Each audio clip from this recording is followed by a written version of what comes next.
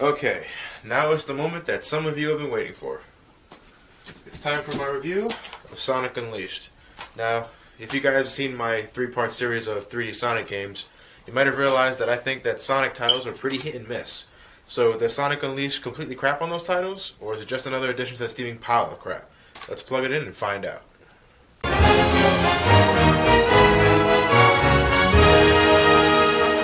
Okay, so I previously stated in my rant of Sonic Unleashed that I found the game pretty damn enjoyable, but that isn't exactly specific, so let's take a deeper look.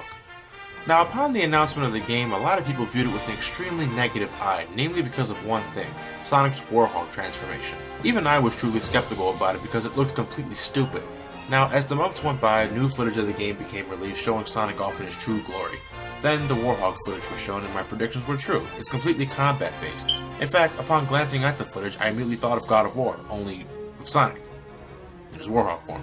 Anyway, release day came and I couldn't wait to finally try this game out. I put the game inside the Xbox 360, fired the game up, and was greeted by the opening cinematic. Just looking at this video reminds me of Sonic's days of old, where it was just him versus Robotnik, or Eggman, whatever you prefer. Sonic appears to be captured, but then goes super, completely catching Eggman off guard, or so we think. Upon completely obliterating some of Eggman's bases, Super Sonic traps Eggman in a corner where he begs Sonic not to destroy him. Sonic begins smack-talking to him, giving him Eggman enough time to activate a machine which traps Super Sonic and sucks the energy out of the Chaos Emeralds. It then powers up a beam that Eggman fires towards the planet. The result is the planet becoming separated into 7 pieces, awakening a creature within known as Dark Gaia. Seriously, how the hell does the planet not die from such an event? Not to mention, just how many people died when this shit happened. I mean, seriously, if Sonic Team thinks we can safely go on and think that nobody was harmed when this happened, they must think that we were either raised with football helmets on our heads or completely oblivious to logic. Anyway, while all this is happening, Sonic undergoes a bizarre transformation, leaving him fuzzier and slightly more menacing than before. Oh look, it turns out Sonic actually has hands. The day when we actually see Sonic's feet is when Sonic fangirls are crying enjoyment. After that, Eggman launches Sonic out of the base and lets him fall towards the earth, expecting him to die. Of course, if Shadow the Hedgehog can survive the fall, then I'm sure Sonic can. Sonic manages to land on solid ground, though I gotta say, if he managed to land in the now exposed core of the earth, I'd be laughing pretty damn hard. Upon regaining consciousness, Sonic finds a little critter that he landed on upon impact who can't remember anything about himself. Uh-oh. Did I fall on him? Lawsuit! Sonic feels that he was responsible for his memory loss and decides to help him. The sun rises and Sonic reverts back to his original form. So, while it's daytime, Sonic's himself. But while at night, he's the Warhog. While taking a stroll around the town, Sonic decides to name the creature Chip after witnessing him having a total orgasm over a dessert. I love it! Oh, no. With the help of his old buddy Tails and Professor Pickle, yes I know that's his name, Sonic finds out that he must travel to each broken continent and place a Chaos Emerald inside the continent's temple in order to restore its power and put the Earth back together. After restoring the 6th temple, Chip manages to regain his memory where he tells Sonic that he's actually like Gaia, the complete opposite of Dark Gaia, and that it's his job to put an end to Dark Gaia's rampage. Sonic, of course, won't let him do that alone, and decides to go with him to restore one last temple. While harnessing the power of Dark Gaia, Eggman finally manages to create Eggman Land, which I still think is a pretty lame-ass name. It just so happens that the last temple is inside this circus from hell, so Sonic and Chip head inside. They manage to reach the temple and restore the final Chaos Emerald. There they fight Eggman in one final confrontation, where Sonic the Warhog promptly hands his ass to him. Dark Gaia is restored to full power and turns on Eggman, big freaking surprise there, and turns his attention towards Sonic and Chip. Upon glancing at Sonic, he rips the Warhog from within, making it impossible for him to become that abomination ever again. Dark Gaia then attempts to kill the weakened Sonic, but Chip intervenes and uses the power within to do the most ridiculous thing I've seen in a long time. Awaken and gather here to me!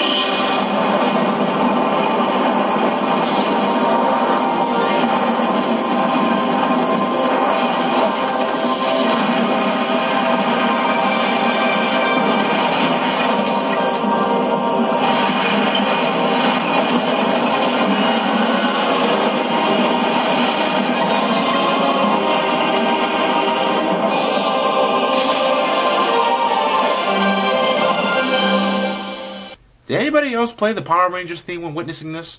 So, with Chip controlling the Gaia Colossus and Sonic becoming super once more, the two manage to obliterate Dark Gaia complete with slow motion and anticlimactic flash.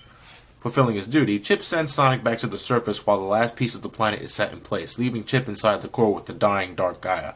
Sonic regains his composure and speeds off with Tails, ending the game with a satisfying note. Looking at this scene, again, reminds me of the old days, where Sonic rode on top of the tornado as the credits scrolled by. Those were the days. Okay, story aside, how does the game play? Well, like Sonic and the Secret Rings, you only control Sonic throughout the game.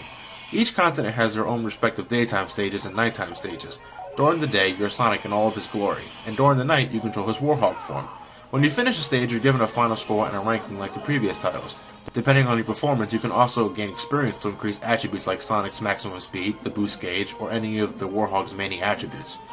In order to access more stages, you need to collect Sun and Moon medals. Think of it as like collecting Power Stars in Super Mario 64, only just stupid. Seriously, what were they thinking when they decided to put medal collecting in this game? Some stages require large amounts of medals to gain access, and most of the time you'll be blazing past them in Sonic stages. They're easier to spot on the Warhog stages, but that's only because you're not soaring around at the speed of sound. Whatever happens to just going from stage to stage? Daytime stages are absolutely incredible. The sheer sense of speed you can achieve is mind-blowing. You don't believe me? Just take a look.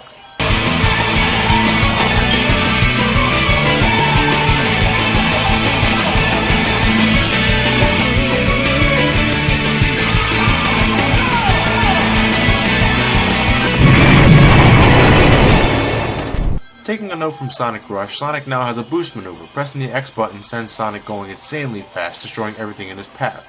Sonic's homing attack is back in full swing, though now it's been oddly giving its own button. Before you had to jump and press the jump button again in order to perform it, but now after jumping with the A button, you now have to press the X button in order to execute it. It took a while for me to get used to, but it's no big deal. Until I learned the air boost. Initially, Sonic could only perform the Sonic boost on the ground, but after obtaining the air boost shoes, he can now perform it in midair. Can you guess what button you press? That's right, the X button. So what does this mean? Simple. Sometimes when I'm trying to perform the homing attack, I accidentally do the air boost, usually sending me hurling to my death. It makes me wonder why they couldn't just leave it hitting the A button twice. Sonic also now has the quick step. With the press of LB or RB, Sonic will quickly step to the side to keep his momentum going. In addition to 3D gameplay, there's also 2D gameplay thrown into the mix, harkening Sonic back to his Genesis days. Though it doesn't exactly emulate the feel of the old titles, it's still pretty damn fun. Of course, Sonic isn't all about running through shit. There's also plenty of platforming, keeping things from getting stale. On a side note, Sonic also has this sweep kick, but I haven't found one use for this move whatsoever. When the sun sets, the Warhog comes into play. Gone is the thrilling speed, and what we're left with is pure combat and platforming. Think of it as a mixture of God of War and Kingdom Hearts, only not as fun. You attack by swinging Sonic's arms, which for some reason now have the ability to stretch like Stretch Armstrong.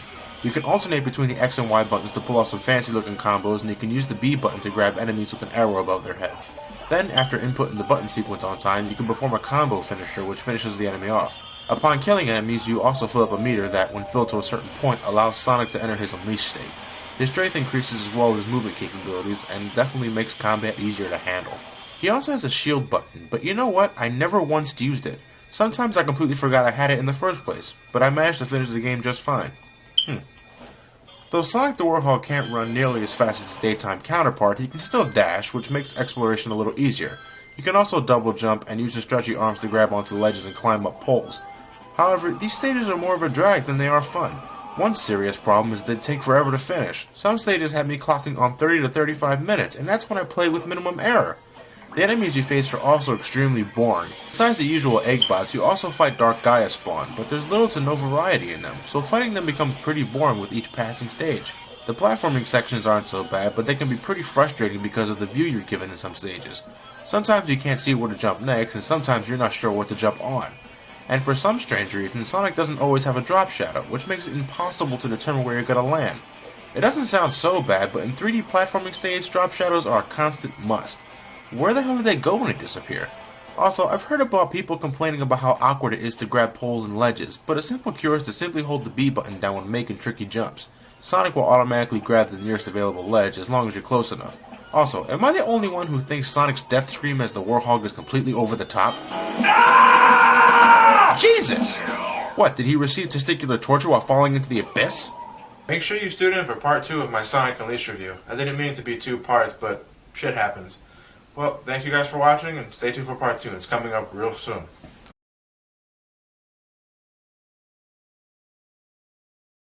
Now, I mentioned in my rant video that the Warhog stages aren't that bad, but after I finished the game, I found no interest in replaying any of them. I love replaying the Sonic stages, but I can't find myself to go through the Warhog stages again just to collect more medals and improve my status. But one stage I can't replay no matter who I am is the final stage, Eggman Land. Seriously, this place is hell incarnate with roller coasters. There's difficult, but then there's just cheap. It's bad enough that this stage throws everything at you with the kitchen sink, but it's so freaking long. It took me 72 minutes to complete this stage the first time. 72 minutes! An hour and 12 minutes on one stage? This is blasphemy!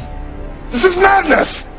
To the person out there who managed to complete this stage in about 10 minutes, I applaud you, you freak. Seriously, you must be from another planet to accomplish such a feat. But seriously, good job.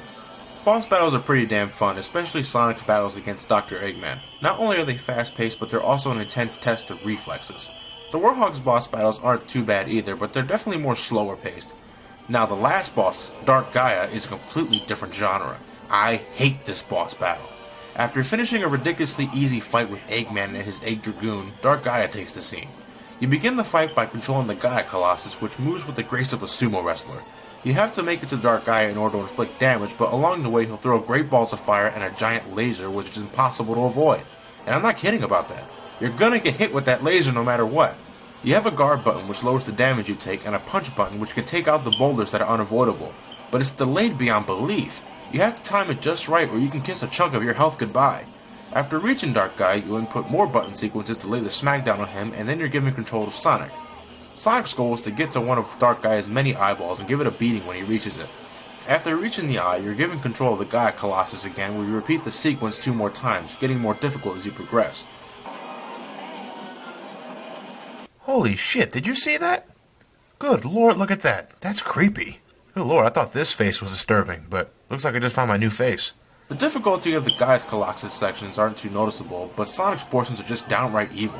While trying to reach the eye, you have to avoid touching the Dark Gaia tentacles and projectiles that his spawn throw at you, which also have a pretty large blast radius upon hitting the ground, making them almost impossible to avoid.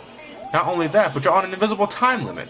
If you don't make it to the eye a few seconds after Chip says, "Hi, Sonic!" then you might as well restart the section over again, because you probably won't make it. Anyway, the final boss consists of Super Sonic vs. Perfect Dark Gaia. Upon starting this fight, I'm immediately reminded of the Doomsday Zone, where you have to collect rings and avoid rocks until you reach the boss himself. Unlike previous titles where Super Sonic's lifespan is determined by how many rings he has left, he now has a life bar which he can fill up by collecting rings. It's an odd change, but I don't mind it too much. After reaching Perfect Dark Gaia, I have to eliminate his shield, being emitted by 6 dragon heads all across it. From this point, the action becomes 2D and you must guide Super Sonic to ram straight into the dragon heads. While doing this, you have to keep in mind of the Gaia Colossus' health bar, which acts as the time limit of the sword because if it goes down completely, you have to start over. God damn it, Chip! Can't you just leave this battle to Super Sonic? After removing the shield, the rest of the battle simply becomes hitting the right button on time as Super Sonic finishes Perfect Dark Gaia, ending with you button mashing the shit out of the X button. The music in this game, again, is great. In my opinion, it still doesn't beat out Sonic Adventure, but there's more variety in this soundtrack than ever. Each stage music reflects the area that you're in, like a more oriental sound when in the China stages, and a more of a tropical sound when you're in Adibat, an island-based stage. The Warhog stage music is also fantastic, but one you might get sick of pretty damn fast is the battle music whenever you encounter an enemy. It's a pretty upbeat track in itself, but it plays every time you encounter an enemy that isn't a boss, and because of that it gets really repetitive, really fast. The regular boss music is also pretty catchy, my favorite being the Warhogs because it's a song you can tap your foot along. But I can't help but think of that one musical piece that used to play in the Chips Ahoy commercials.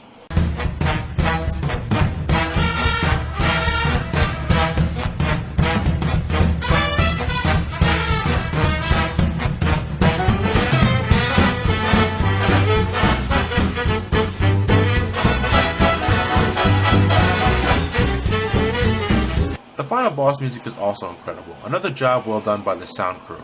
It just adds to the overall feel of the final battle, and for that, I applaud it. The voice acting is also pretty good. Sonic's delivery is top-notch, as well as Dr. Eggman's. Tails' voice is nowhere near as high-pitched as it was in the last game, and even Amy isn't too annoying this time around. The only character that truly bugs me is Chip. I don't mind the character, but his voice seems so inappropriate for his figure. Yeah, Chip! Chip! I love it! Yum! Now, it's like a little girl greeting you, but when she opens her mouth, her voice Sounds like this. Secondly, where does he keep pulling that chocolate bar from? want some chocolate, Professor? Want some chocolate? On second thought, I'd rather not know. Overall, this game is pretty solid, but as a person who's grown up with Sonic, I have a few nitpicks. First off, I can't help but notice how much wimpier they're making Sonic nowadays. Now, it's known that Sonic cannot swim, but in this game, Sonic can't even touch water without dying. Whatever happened to the old days where Sonic could run in water? A similar rule applies to the final battle with Super Sonic. You have to avoid the rocks while moving toward the shield. If you touch them, you get hurt. Whatever happened to the old Super Sonic where he could touch rocks and shit without leaving a scratch? Sure, it slowed down his progress a bit, but at least he didn't lose any rings or health. Secondly, where's the goddamn spin dash? I know it's a bit unnecessary in this game considering that Sonic has the Sonic Boost, but come on, the spin dash is classic. Hell, Sonic can't even roll into a ball while running around anymore. Why not? It's like having a Mario game without the Fire Flower. You just need it. Going back to the subject of Super Sonic, when we're finally going to be able to play as him in regular stages? It sucks that one of the greatest features in the old games have been reduced to a last battle event only. And this has been going on since Sonic Adventure 1. Hell, even the recent handheld Sonic games don't even have Super Sonic in regular levels. Come on, Sonic Team, give the people what they want. Bring Super Sonic back in regular levels. Last but not least are the hub worlds. Now, I know some people don't mind them, but me, I can't stand them. I don't like the hub worlds. They completely detract away from the overall experience of the game. I just wish the game would go from stage to stage. I don't know about you guys, but I don't find anything enjoyable about moving around and talking to people in order to access the next stage. It should just be from stage to stage like the classic games. Well, that's my opinion anyway. I can go on a bit longer with the nitpicking, but I'll leave that in a future video. Overall, the Sonic stages are incredible, the boss battles are great, and the music is fantastic. My only gripes are with the Warhog. It just seems so unnecessary, and it's a shame that you have to play with him a lot. If the game consisted of nothing but Sonic daytime stages, then this game would be my favorite 3D Sonic game by far. But that's simply not the case, and because of that, this game falls short of complete greatness. So for my final score, I'd give Sonic Unleashed around an 8 out of 10. And yes, I changed the rating system. This one feels a little more flexible.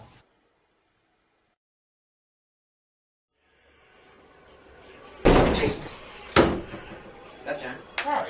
Great job on the Sonic Unleashed video. Thanks, but did you have to kick my door? That's not what matters. Hey! Why are you going to review the Wii version of Sonic Unleashed? No, because quite frankly, I think that version sucks. How do you not like this version? This is 10 times better than the 360 version. Bullshit! The 360 version is the best version. I played the Wii version, and that version is not Sonic Unleashed. This is Sonic Unleashed. I'll show you how to play it. Okay, let's begin with the story. The story is exactly the same. Moving on. Okay, so as many of us know, the Wii version was made by a separate development team, and since the Wii isn't as powerful as the 360... Score 1 for the Xbox 360. Shut up! Anyway, since the Wii version isn't as powerful as the 360, the gameplay, though similar, is a bit different, but it's still fun. During the day you control Sonic, and during the night you control his Warhog form. Like the 360 version, Sonic can do the Sonic Boost, Quick Step, and the homing attack. And guess what, John? You don't have to press a separate button for the homing attack. You simply just flick the Wiimote forward. Yeah, well, I'd rather use a good old-fashioned GameCube controller, thank you very much. Anyway, Sonic's daytime stages are incredibly fun. Not only are they what I think the best 3D Sonic stages, period, but I can never get sick of replaying them over and over. Yeah, well, why don't you tell me how you progress through the stages? It's mission-based. Lame. Well, I don't mind it at all. You play through the stages multiple times, each with a different goal. And unlike your HD counterpart, John, you don't have to scatter around looking for the sun and moon medals. You're simply awarded them based on how fast you complete the stage.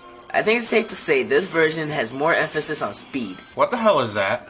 This is the hub world. Are you kidding me? Menu-styled hub worlds? Yeah, that really slows the game down to a screeching halt. What is it with you in hub worlds? You didn't mind the ones in Sonic Adventure. But that's because there's only 3 of them, and you can move with full speed while traveling in them. Not this bullcrap. Look at this, you're talking to a cardboard cutout. At least the people when you're talking to in the 360 version are fully rendered. Hey, how come Sonic can roll into a ball in this version and not the 360 version? Don't ask me, you nitpicker, but it's just another reason why the Wii version is awesome. Can you do the spin dash? No. Bullshit! Why is the boost gauge divided into several pieces like that? Each segment represents a Sonic boost, so... You mean I just can't hold the button down and do the Sonic boost continuously? What's your point?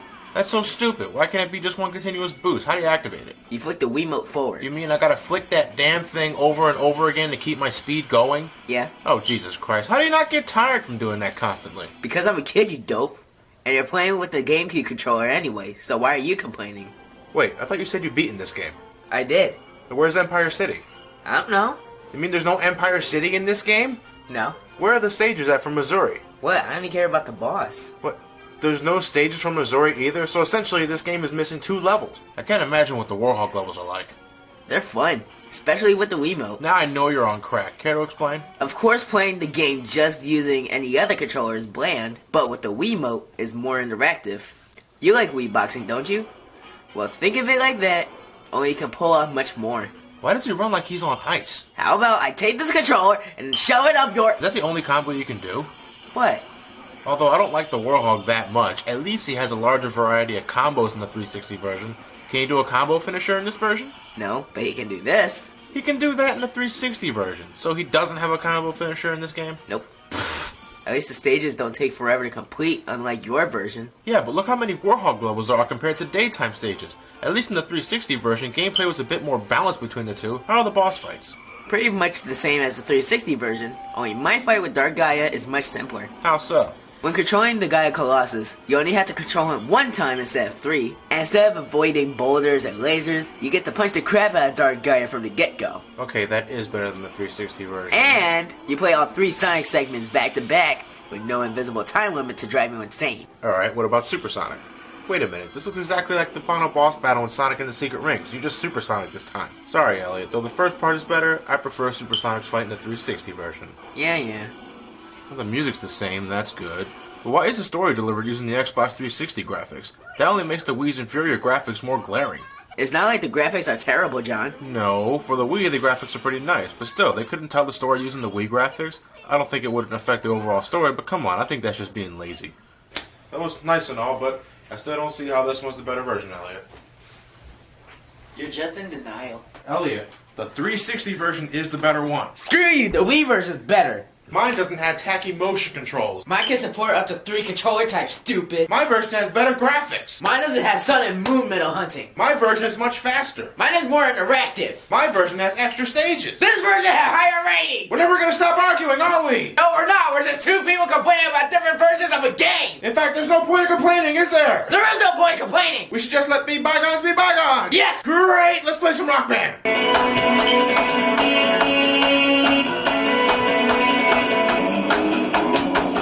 So the moral of the story is, it really doesn't matter which version you have. What matters is if you have fun with it. Whether it be for the PlayStation 2, the Nintendo Wii, the Xbox 360, or the PlayStation 3, Sonic Unleashed is still a pretty fun title. And with that, we're the Super Gamer Brothers. You guys have a good night, everybody. Thanks.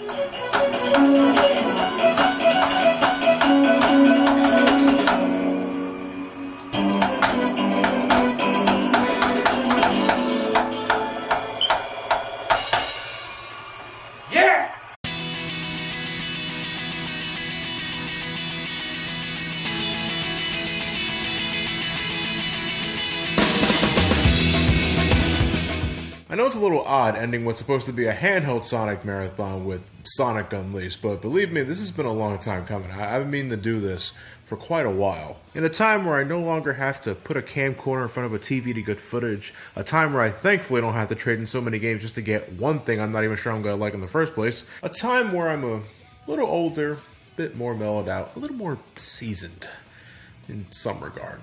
Sonic Unleashed. I've not fully played this from beginning to end since I first got it all the way back in 2008. Now, I've mentioned a couple of times, whenever I go back to this, it's strictly the daytime stages because they signify what I know Sonic for. On top of that, if I'm going back to the daytime stages at all, I'm playing them through the Unleashed project, a mod that implemented the daytime levels in Sonic Generations, so I can enjoy them with a silky smooth frame rate and next to no loading times. The Werehog? I'd be damned if I was going back to that given my sour opinion of the concept so many years back. But again, that was some time ago, and after titles like Sonic Boom Rise of Lyric, amongst a shitload of other things I played between then and now, what's my full opinion of the game today?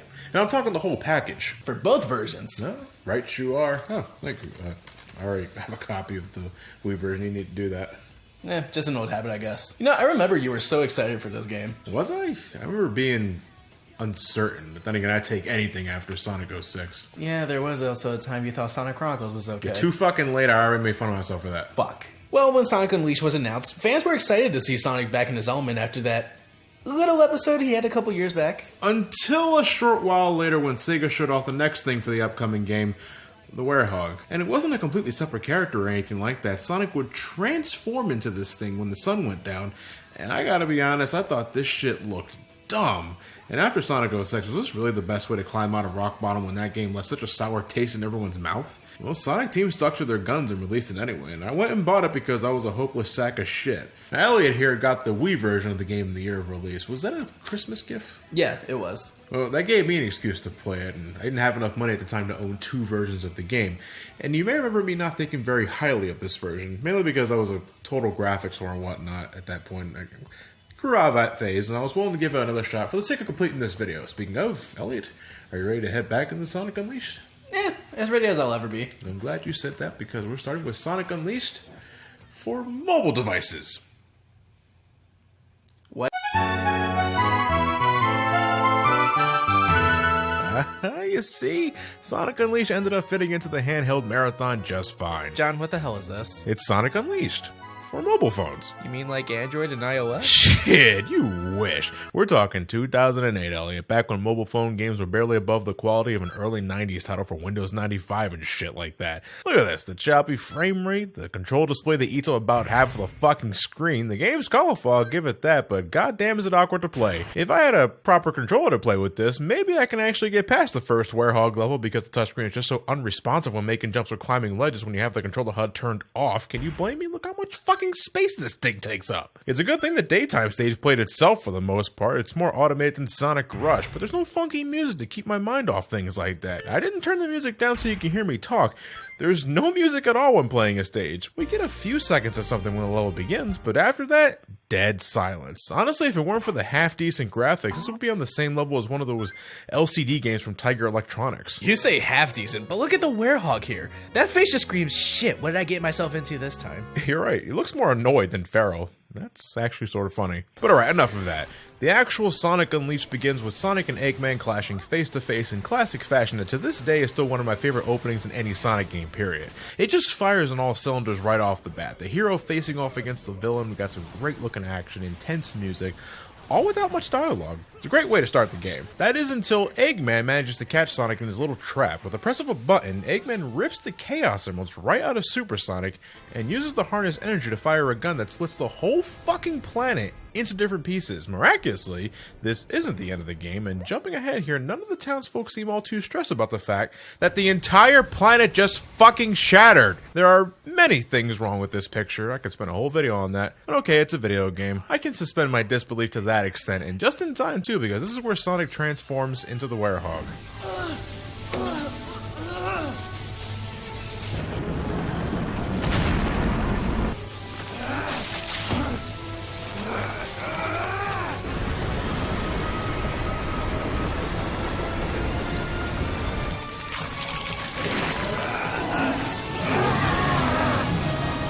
So I'm guessing because Sonic was exposed to the negative energy of the emeralds when the gun was going off, Sonic turned into this.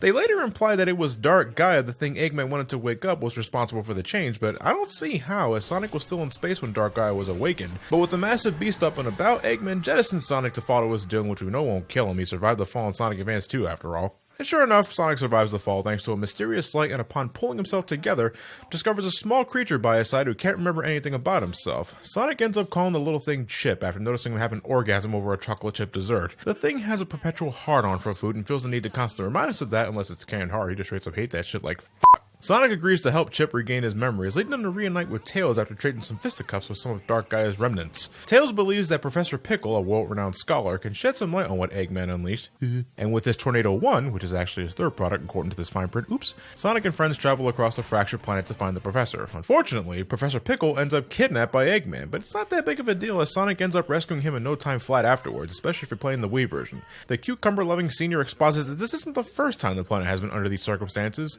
Dark Gaia is a creature that naturally, every million or so years, awakens and breaks the planet apart, completely destroying it in due time. I mean, he's already sort of 3/4 of the way there if you ask me, but thankfully, Eggman's little stunt prematurely woke the thing up, so it's not at full power, meaning Sonic has just enough time to travel across the globe in search of these ancient temples to restore the power of the Chaos Emeralds, and use their energy to put the planet back together. And thus the rest of the game can easily be summed up as Sonic traveling from one temple to the next, restoring the emeralds to their former Jolly Rancher glory, and getting that much closer to stopping Eggman's schemes. Eventually, Chip remembers that he's actually Light Gaia, the polar opposite of his evil counterpart, tasked with the duty of restoring the planet whenever Dark Gaia destroys it. That's one hell of a vicious cycle, wouldn't you say? Planets facing overpopulation? Fuck, time to wake up Dark Gaia. Earth doesn't fuck around, Jesus. Utilizing Dark Gaia's energy, Eggman, in a moment that's been a long time coming if you've been playing since Adventure 1, finally manages to build Eggman Land. It's utter hell, and unfortunately the last stop in Sonic's journey as the final temple is smack dab in the center of this Crimson Carnival. But Sonic manages to restore the final emerald, but just after doing so he's confronted by Eggman. Hey, is that a Dreamcast?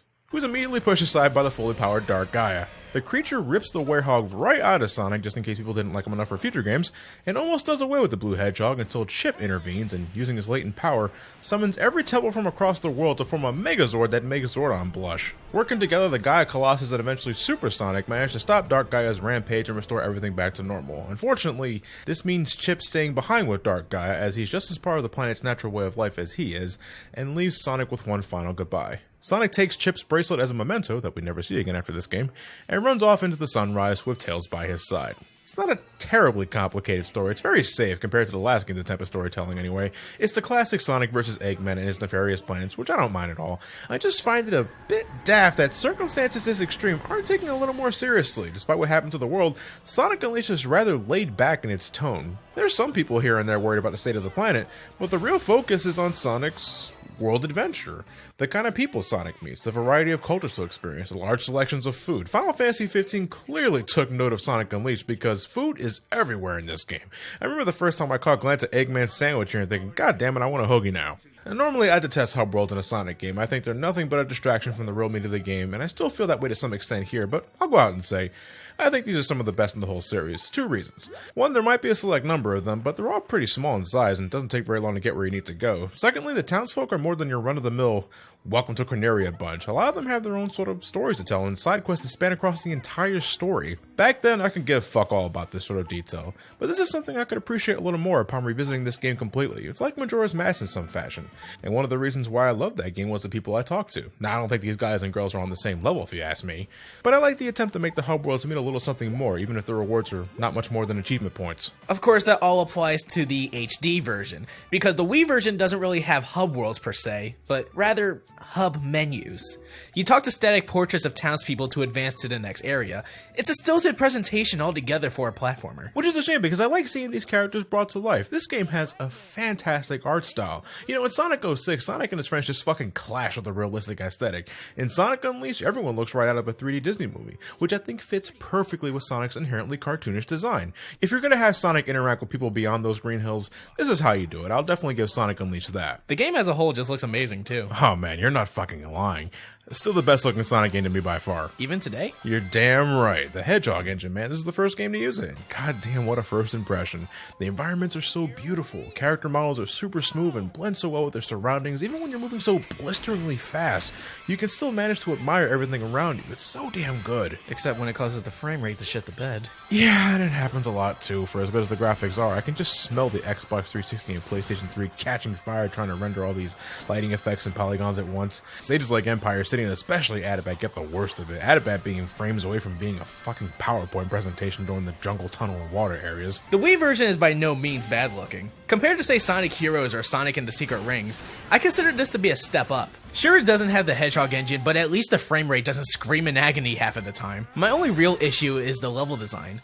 Environments are colorful, but sometimes stages feel a bit too spacious and thus empty. I'm willing to go a little easy on it, seeing as this was the first time the development team incorporated the boost formula into a three-dimensional space, and didn't know how to fully integrate it without compromising level design completely. Well, it's easier to forgive nowadays when the game no longer costs $60, but yeah, Sonic Unleashed was the first game to utilize the boost formula in 3D. Nowadays, we all know what that entails. Sonic's got a standard adventure moveset. He can homing attack chains of enemies, slide underneath tight spaces, do this sweep kick at a standstill. I don't really use this, but the boost function is the most prominent aspect of this game. You got a boost meter that fills up when you collect rings to destroy bad guys, and when you got enough in the tank, you can blast through with Sonic speed with the push of a button. And never before have we controlled a Sonic that moves this fucking fast. I mean, everyone knew he was speedy, but fuck me. It's breathtaking watching Sonic run at these speeds. It's truly a spectacle. We've gone beyond the slower, more methodical approach from past games and went full out. It's certainly a different style of Sonic. One I might even say makes the gameplay just a tad more shallow compared to other games. It's clear that out of all the things they want you to do in Sonic Unleashed, it's going extremely fast and having the reflexes needed to keep that speed going that takes precedence over everything else, including basic exploration and platforming. That stuff is here, but it takes a back seat. It's just like Sonic Rush, but in 3D. It's fun going fast, and if you enjoy that sort of thing, then goddamn do you have something to look forward to here. But the daytime stages gives me very little reason to explore my surroundings, either because of the narrow tunnels that make up the level design, or the high speed they give me constant access to. Unfortunately, Sonic Unleashed tries to have its cake and eat it too, because to progress to other stages, you need to have a certain amount of these Sun and Moon medals. They're merely collectibles you find in the middle of the stage and nothing more. The thing is, unless you're in an instance where things slow down, these things are next to impossible to spot with this sort of gameplay. This style of game wants you to go fast, not explore, so when you have to stop and look for these things, it's awkward as all hell. It flies straight in the face of its intended formula. Now, the daytime stages do contain several routes to reach the goal ring in an attempt to replicate that classic Sonic the Hedgehog design, and this is something I think future games will execute better, but in this game, looking for stuff that's mandatory for progression with this sort of speed and strict design is not intuitive. There's a reason a lot of people don't bitch about the red rings of Sonic Generations. They're completely optional. If the game were more like a Sonic Adventure title, then I have no doubt it'd be a little better. That's a kind of game that could deliver the speed, but also let you explore things given how broad the design was at points. And again, if the Sun and Moon medals were handled like, say, Power Stars in Mario 64, your end level objective rather than something you find in an inconspicuous vase, that would remedy a lot of problems I just stated. Well, +1 to the Wii version then, because that's exactly how they're handled. Sun and Moon medals are your reward for completing a stage. The better you do, the more medals you get. And though that means you have to replay stages over again if you don't meet the criteria for later zones, at least you don't have to worry about missing out on something because you zipped right past it. And I greatly appreciate that. I think it helps that the Wii version was developed by DIMS, as the folks responsible for the games that introduced the boost formula. I think they had a better understanding of how to handle mandatory MacGuffins. It's just a shame that the Wii version is missing 2 whole levels compared to the HD version. It doesn't have Missouri despite still hosting a boss fight there, and Empire City was completely omitted, probably because it had no real significance in the plot if you think about it. It's just sort of there. But now we're getting to what might as well be the second half of the package, the Werehog. When the sun goes down, the Werehog comes up, where speed is completely gone, and in its place is a basic platformer with beat-em-up elements. On the plus side, looking for the medals with this kind of design isn't so bad, because unlike the daytime levels, you're encouraged to look around your surroundings, whether it be for those medals, solutions to simple puzzles, or maybe some power-ups to help take out some enemies. For some reason, Sonic has stretchy limbs while in this state, allowing him to climb ledges with ease, shimmy along poles for tight traveling, and most importantly, clobber the shit out of enemies 6 ways from Sunday.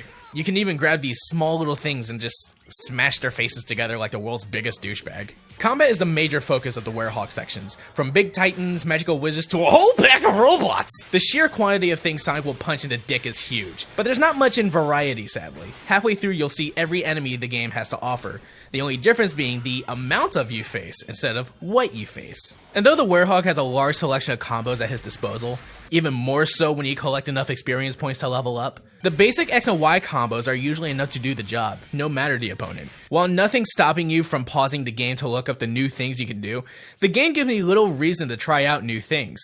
A consequence of, again, the small enemy pool, though pulling off a pile driver on top of other mooks is somewhat satisfying. Hack and slashes and character action games were all the rage around this time. I don't blame Sega for wanting to capitalize on that market, even if it was with someone primarily not known for combat. But even with a fundamentally solid structure, the Werehog sections are still bogged down with overly strained course design. Stages go on way too long with Sonic the Werehog.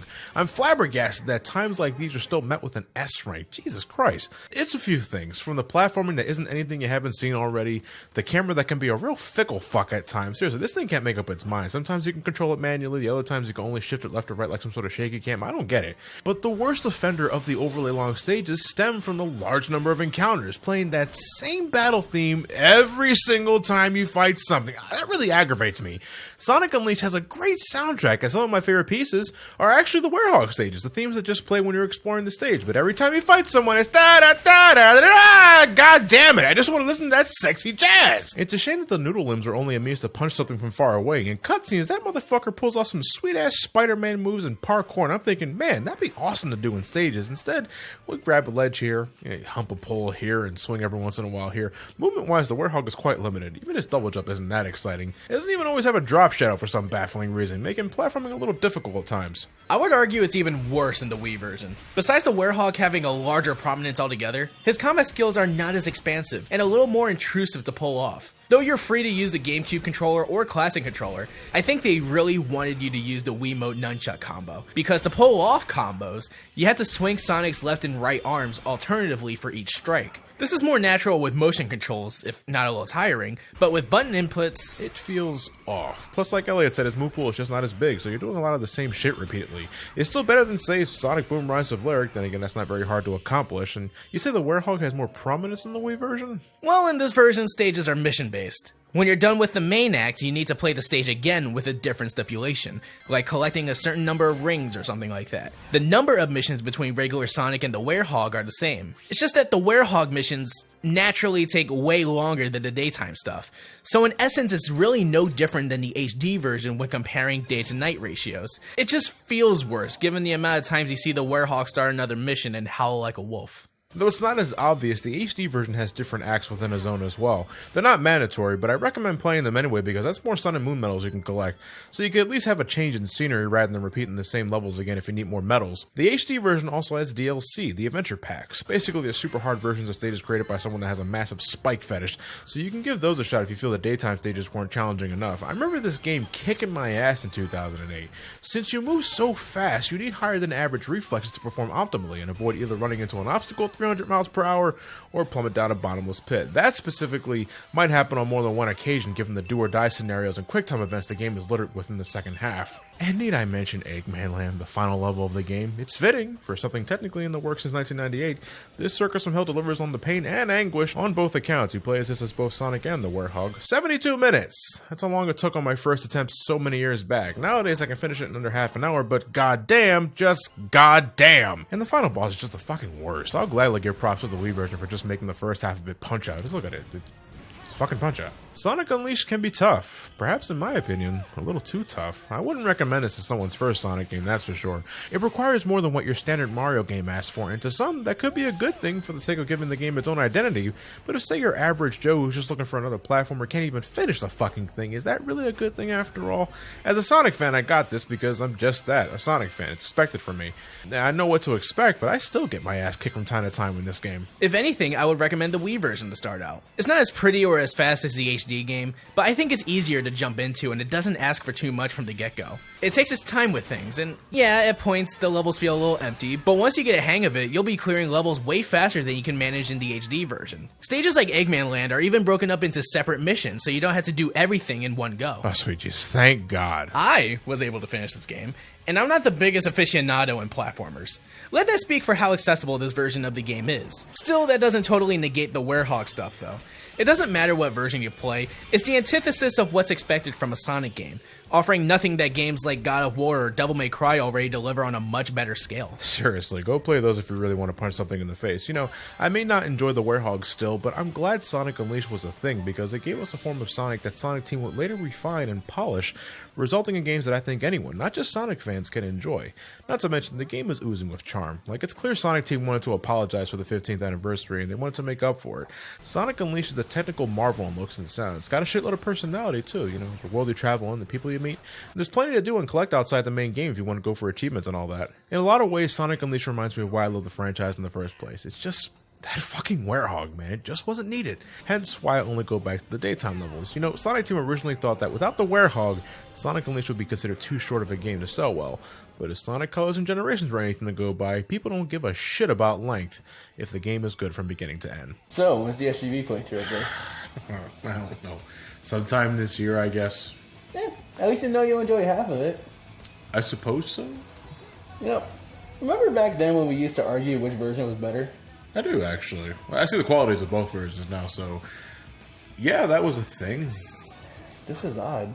Usually we talk shit to each other at the end of these. Did you want to talk shit? I guess I'm expecting a little more, I guess. I got it. What you want to do? I hate this. I don't know what this is. No, you gotta grab the fucking rings, you idiot. Go, you're back. I'm trying! You're back. Back. No, the other way. Sucks. It's like, How many more laps? I don't fucking know. That was one of the first. I'm not moving. Ah! Isn't this fun? No. Okay.